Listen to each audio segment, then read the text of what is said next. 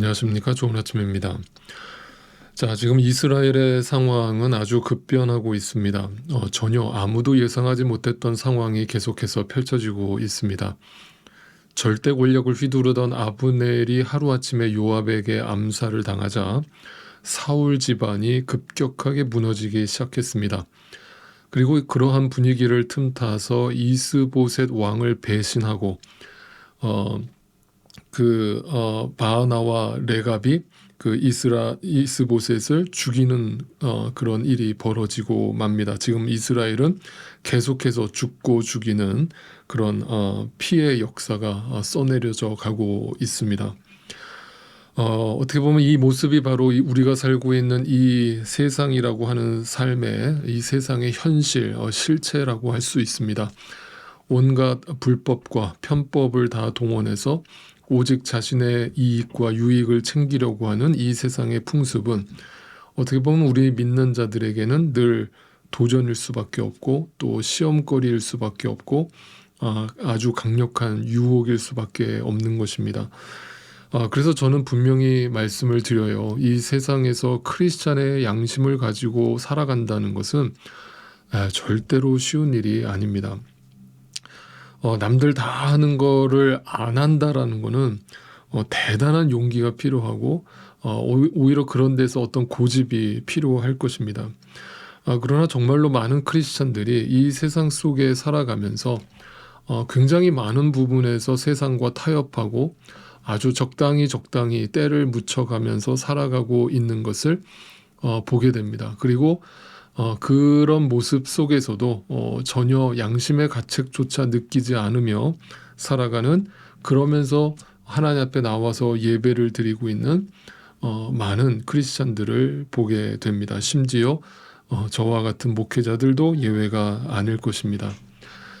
이것이 과연 성경에서 말하고 있는 빛과 소금으로 이 땅에서 살아가야 될 사명을 받은 자들의 삶인가라고 하는 것을 생각해 볼 때 깊은 회의감에 빠질 수밖에 없고 그로 인해서 그 탄식을 누군가를 향한 어떤 정죄와 비판으로 담아내기보다는 나 자신을 한번 하나님의 말씀의 거울로 다시 한번 비춰보고 과연 나는 지금 어떤 부분에서 이 세상 살아가는 사람들처럼 이 세상의 방식과 타협하고 있는 부분은 없는지 늘 자신을 돌아보고 점검하실 수 있게 되기를 바랍니다. 그런데 이제 어제 우리가 살펴본 말씀 속에서 다윗을 보면 어떤 우리의 이정표가 되는 삶을 다윗이 보여주고 있죠. 이 피비린내 나는 이 세상 한복판에서 그들과 똑같은 방식으로 다윗은 살지 않았습니다. 오직 하나님의 때를 다윗은 기다렸으며 하나님보다 절대로 앞서가려 하지 않았습니다. 그래서 어떻게 보면 세상 사람들이 보면 정말 미련하게 보이고 또 바보 멍청이처럼 보일 수 있는 도망자 세월 15년에다가 이스라엘 저 총구석에 유다라고 하는 지역에 처박혀서 7년 6개월을 보내고 있는 이 다윗의 모습, 대략 20년의 세월을 허송세월하고 있는 다윗의 모습은 세상 사람들이 볼 때는 바보 멍청이처럼 보이는 것입니다. 저는 그런데 성경이 가르쳐주는 이 다윗의 모습이 바로 우리 크리스찬들, 믿는 자들이 살아가야 되는 모습이라고 성경은 말해주고 있는 겁니다. 여러분 한번 생각해 보십시오. 사도 바울도 신약 성경을 여러분 사도행전을 특히 읽어보시면 얼마나 많은 고생을 하고 얼마나 많은 그 고난을 겪고 핍박을 받으면서 그 길을 걸어갑니까? 그런데 우리가 인간적으로 보면 도대체 왜 저렇게 힘들게 살아야 되는가? 왜 하나님을 믿는 것이 꼭 저렇게 힘들어야 되는가라고 하는 굉장히 강한 의문이 생길 수밖에 없어요. 그런데 사도 바울은 계속해서 우리에게 그렇게 얘기하는 거예요. 나를 미친 사람 취급해도 좋고 나를 바보 멍청이 취급해도 좋아. 그런데 나는 분명히 본 게 있고 나는 분명히 만난 예수님이 있고 그로 인해서 내가 그동안 중요하게 여기고 있던 이 세상의 가치관을 나는 날마다 배설물처럼 버릴 뿐이야. 그런데 그걸 가지고 나한테 바보라고 한다면 그게 과연 결과적으로 놓고 보면 누가 진짜 바보인지 그건 하나님 앞에서 판가름 날 테니까 두고 보자고 라면서 사도 바울은 아주 고집스럽게 그 길을 걷는 거예요. 오늘날 크리스찬들이, 오늘날 교회들이, 오늘날 저와 같은 목회자들이 왜 세상 사람들한테 지탄을 받고 손가락질을 받게 되었는가? 바로 이 고집, 이 믿음 안에서 행해지는 이 고집이 너무나 쉽게 꺾여져 버렸기 때문입니다. 자, 이런 상황 속에서 드디어 다윗에게 하나님의 때가 오게 된 거예요. 그냥 어쩌다가 온 게 아니에요. 하나님이 다윗을 철저하게 훈련시키고 연단시키는 그 과정 속에서 수많은 시간이 흘러간 뒤에 하나님의 때가 온 거예요. 그리고 자연스럽게 다윗이 그 왕위에 오르게 되는 상황이 벌어지게 된 거예요. 자, 이처럼 하나님의 때가 오면 어떤 일이 먼저 우리에게 눈앞에 벌어지냐면요, 자연스러워요. 뭔가 억지로 끼워 맞추는 것 같은 모습이 보이지 않아요. 인간적으로 어떤 온갖 술수를 다 써놓고 인간적인 방법, 불법과 편법을 다 동원해 놓고 결국 그래 놓고 하나님이 나중에 하나님이 하셨어요, 하나님께 영광 돌려요, 이렇게 말만 하면 그것이 과연 하나님께 영광이 되고 그것이 찬양이고 예배가 되는가? 그렇지 않다는 거예요. 그런데 오늘날 많은 크리스찬들이 자기가 하는 방법 다 해놓고 인간적 방법 다 동원해놓고 그리고 나서 결과적으로 그게 자기한테 유익이 되면 그걸 하나님이 하셨대요. 하나님이 하셨다고 하나님께 영광을 돌려요. 네, 여러분, 그거는 정말 하나님께 치욕스러운 일이 될 수밖에 없는 거예요. 네, 인간적으로 온갖 술수를 다 써놓고 하나님 하셨다라고 떠드는 것은 가식이고 위선이고 하나님 앞에서 거짓인 거예요. 오직 신실과 정직과 거룩 속에서만 빚어내는 그 열매가 자연스럽게 이루어지는 것, 그게 하나님의 때예요. 그게 하나님의 열매예요. 그게 하나님의 시간이에요. 그래서 하나님이 주시는 열매와 이 세상에서 내가 노력해서 얻는 열매는 차이가 날 수밖에 없어요. 네, 거기에는 내 인간적 방법이 들어가 있지 않아야 돼요. 불순물이 들어가 있지 않아야 돼요. 자연스럽게 정말 하나님의 때에 하나님의 방법으로 이루어지는 일, 여러분, 그것이 바로 진짜 하나님의 축복이고 열매라는 것을 꼭 기억하실 수 있기를 바라고, 이 열매, 이 축복이 저와 여러분의 삶 가운데 날마다 보여지고 경험되어질 수 있기를 주님의 이름으로 축복합니다. 여러분, 다시 한번 부탁드립니다. 그러기 위해서는요, 하나님의 때를 자연스럽게 맞이하기 위해서는요, 조급해하지 마세요. 제발 앞서가지 마세요. 나를 따르라고 그랬으니까 주님의 뒤만 조용히 따라가세요. 그러면 반드시 여러분에게 그 하나님의 때가 올 것입니다. 이처럼 다윗은 모든 상황 속에서, 여러분, 모든 상황 속에서요, 네, 나에게 좋은 상황 속에서만이 아니라 모든 상황 속에서 하나님께 순종했어요. 하나님을 원망하지 않았어요. 불평하지 않았어요. 하나님의 뜻대로 가라 하는 곳으로 갔어요. 그것이 바로 이스라엘의 왕이 될 가장 중요한 덕목이고 자격인 거예요. 그러니까 지금 다윗이 이스라엘의 왕이 되게 된 것은 그의 용맹함이나 어떤 지력이나 외모의 아름다움 때문이 전혀 아니었어요. 그의 스펙 때문이 아니었어요. 이 세상 자랑거리 때문에 하나님의 때가 오고 성공이 오고 승리가 온 게 아니에요. 오직 하나님을 향한 신실한 믿음, 어떤 상황 속에서도 그 상황에 순종하고자 하는 믿음, 어린아이처럼 주님만을 바라보는 순결하고 정결한 그 심령으로 인해서 하나님께서 그 자리, 그 시간을 허락해 주신 것이에요. 그리고 마침내 다윗은 이스라엘의 두 번째 왕의 자리에 비로소 20여 년 만에 오르게 되는 겁니다. 자, 오늘 본문 5장 4절을 한번 읽어볼까요? 5장 4절입니다. 다윗은 30살의 왕이 되어서 40년 동안 다스렸다. 5절, 그는 헤브론에서 7해 6달 동안 유다를 다스리고 예루살렘에서 33해 동안 온 이스라엘과 유다를 다스렸다. 자, 여러분, 여기서 다윗의 나이가 몇이라고 나옵니까? 네, 왕이 된 게 30살. 근데 이 왕이 됐다라고 하는 30살은 유다의 왕이 되었던 나이를 말하는 거예요. 그러니까 지금 이스라엘 전체의 왕이 된 나이는 그 30살로부터 7년 6개월이 지나서니까 지금 약 38살이 되어서 드디어 이스라엘 전체의 왕의 자리에 오르게 된 거예요. 여러분, 당시의 시대 속에서 일반적인 왕의 나이치고는 많이 늦은 나이였어요. 여러분, 당시 30대 후반은요, 오늘날 30대 후반으로 생각하시면 큰 착각이에요. 굳이 오늘날로 비교를 해본다면 대략 60대 정도의 나이라고 볼 수 있는 거예요. 그러니까 아주 늦은 나이에 왕이 된 거죠. 그건 뭐예요? 하나님이 금방 그 어린 소년 다윗을 부르셔서 금방이라도 왕이 될 것처럼 하셨지만, 결과적으로 하나님이 왕이 되게 하시는 그 시간까지 20여 년의 그 정말 패기 넘치는 젊은 시절을 고난과 그 핍박 속에서 그 시간을 보내야 했던 거예요. 네. 여러분, 이게 보이셔야 돼요. 이게 성경 전체적으로 얘기하고 있는 하나님의 방법이에요. 하나님은요, 절대 급하지 않으세요. 하나님의 응답은 그래서 급하지 않으시지만 하나님의 응답이 주어지는 그 시간이 하나님의 정확한 때인 거예요. 그래서 그 정확한 때는 우리의 시간과 다르다는 것을 절대로 잊지 마세요. 우리는 지금 당장 이루어지기를 바라지만 하나님은 오늘도 다윗에게 했던 것처럼, 이 땅 성경에 기록되어 있는 많은 위인들에게 하셨던 것처럼 기다리라고 하시는 거예요. 그냥 기다리는 게 아니에요. 기다리게 하시는 이유가 뭐예요? 훈련과 연단이에요. 훈련과 연단의 목적이 뭐예요? 힘을 빼라는 거예요.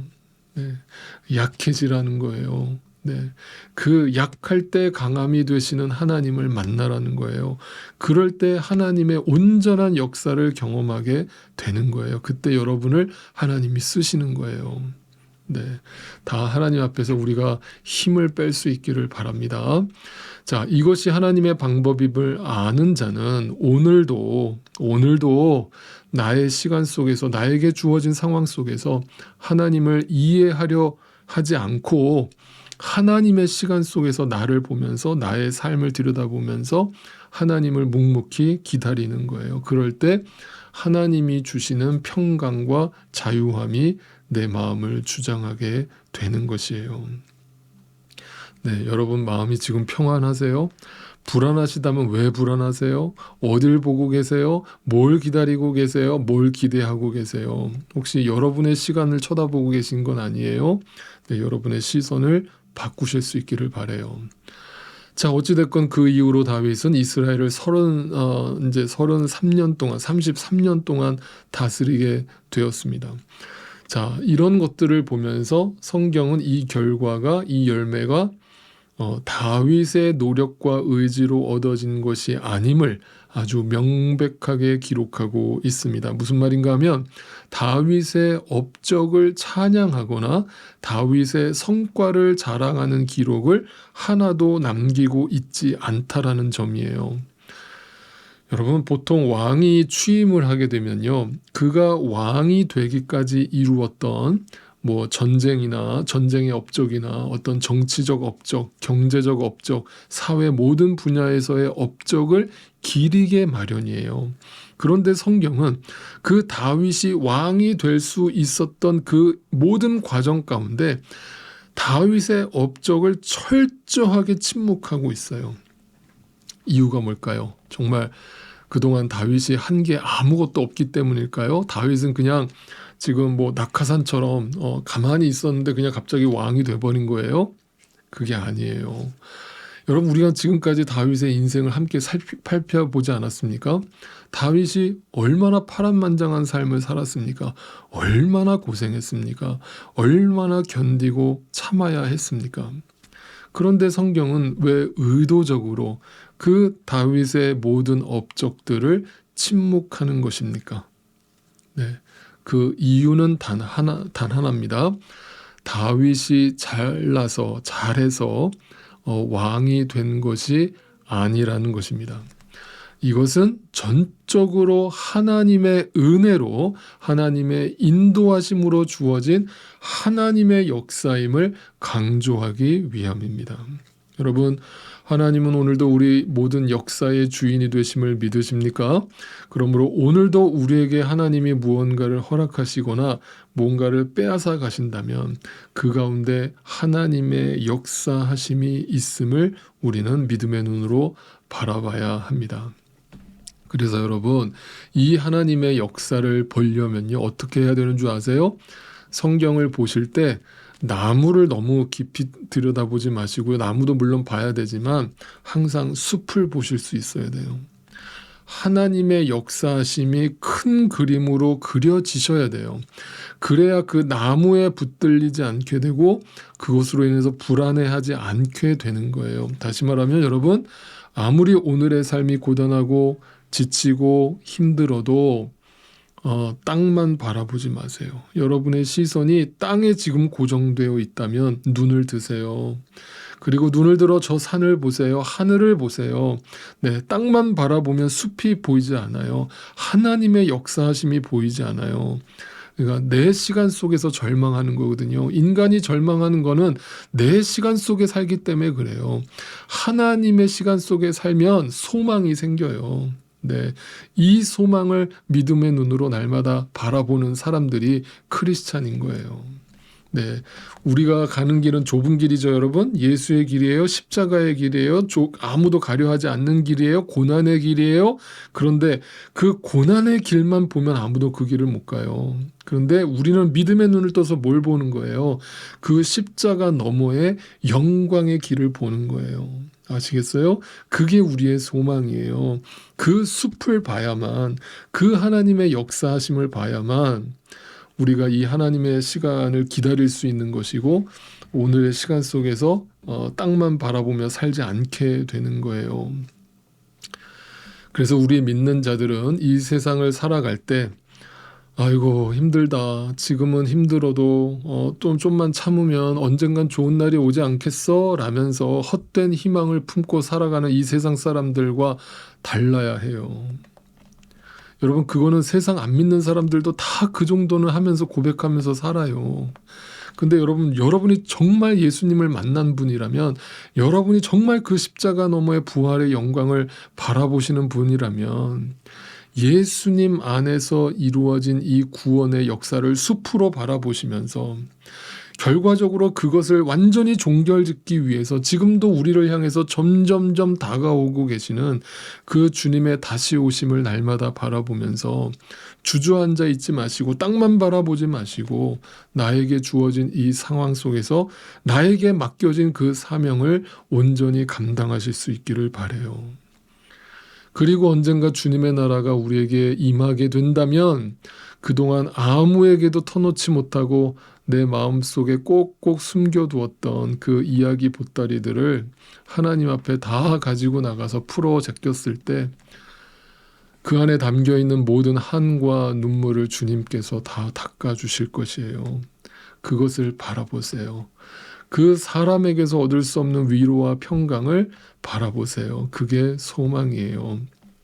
그리고 그때 비로소 주님이 우리에게 손을 내밀면서 우리를 초대하실 거예요. 잘했다 충성된 종아, 이제 나와 함께 아버지의 즐거움에 함께 참여하자꾸나, 너 나와 함께 왕노릇하자꾸나 라면서 우리를 부르실 그날을 우리는 바라보게 되는 거예요. 그날이 우리에게 이루어질 것이에요. 사도 바울도 다윗도 그 하나님의 영광을 바라봤기 때문에 그 지독한 고난의 시간들을 견뎌낼 수 있었던 거예요. 지금 다윗을 왕으로 세우시듯이 하나님께서 우리 모두를 주님과 함께 왕노릇하게 될 날을 허락하실 거라는 사실을 오늘도 믿음의 눈으로 바라보실 수 있기를 바랍니다. 이 승리가 예수 그리스도로 말미암아 이미 우리에게 주어졌다라고 하는 이 하나님의 역사, 이 하나님의 은혜의 역사, 이 숲을 날마다 여러분 마음속에 깊이 새겨놓고 이 땅을 살아가실 수 있게 되기를 진심으로 바랍니다. 그러니 여러분, 오늘도 낙심하지 맙시다. 교만하지 맙시다. 하나님만 바라봅시다. 그분이 얼마나 신실하시며 얼마나 완벽하게 우리를 인도하시고 계시는지만 날마다 바라보면서 그분의 사랑 안에서, 그분의 은혜 속에서 오직 그분을 찬양하실 수 있기를 바랍니다. 주님은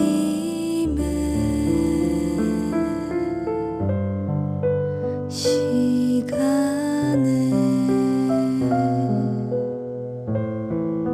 그의 뜻 이루어지리 기다려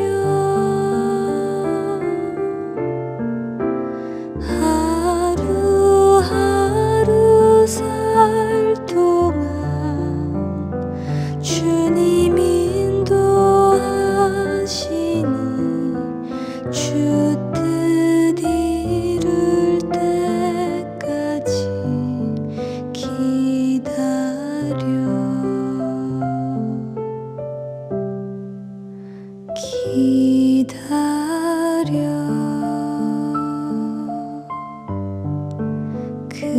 그때를 그의 뜻 이루어지리 기다려